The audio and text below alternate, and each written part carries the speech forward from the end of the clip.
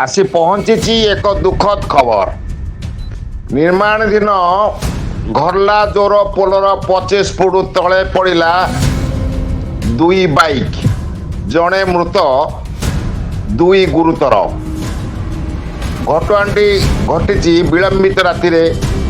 विलंबित राति कलमपुर जुनागढ़ मुख्य रास्तार कलमपुर घरलाजोर निर्माणाधीन पोल निकट में घटी एक मर्मन्तुद सड़क दुर्घटना।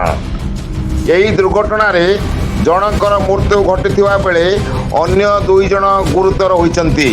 सूचना अनुसार थुआमूल रामपुर थाना अधीनस्थ बड़ बंडेल ग्राम एक बरयात्री दल कलमपुर थाना अधीनस्थ कदली छुआ को आसीथिले। किछि बरयात्री बाइक जोके आसीथिले।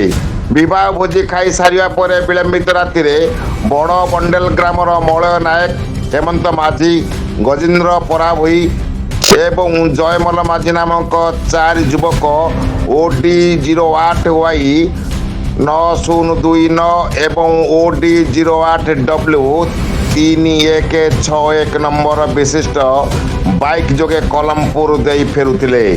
यही समय कलमपुर जुनागढ़ मुख्य रास्ता निर्माणाधीन घरलाजोर पोलर 25 फुट तले पड़ जाते। तापरे 4 जनक मध्यरु मलय, हेमंत एवं गजेन्द्र गुरुतर होइतिबा बेले जयमल सुरक्षित रहितला। स्थानीय लोकंठारु सूचना पाई कलमपुर अग्निशम विभाग कर्मचारी 3 गुरुतर को उद्धार कर चिकित्सा पाई कलमपुर गोष्ठी स्वास्थ्य केन्द्र में भर्ती करथिले।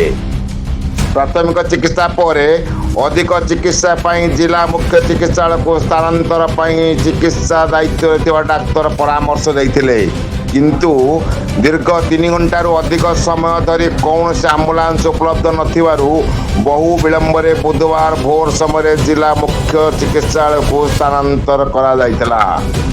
किंतु जिला मुख्य चिकित्सालय चिकित्साधीन अवस्था मलयर मृत्यु घटीला।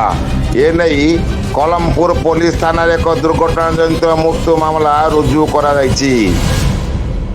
एसआई शिवशंकर महांती घटनार तदंतकारी अधिकारी भाव नियोजित हुई दुर्घटनाग्रस्त दुई बाइक को जबत करछंती।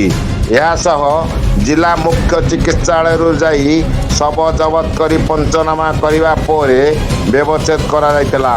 तापरे व्यवच्छेद शव को मृत्यु परिवार को हस्तांतर करछि पुलिस। श्री महांती को उपस्थित यह करा जायतला बोली पुलिस प्रकाश। जुनागढ़ जिला प्रतिनिधि महेश्वर पति रिपोर्ट, जाग्रत वार्ता।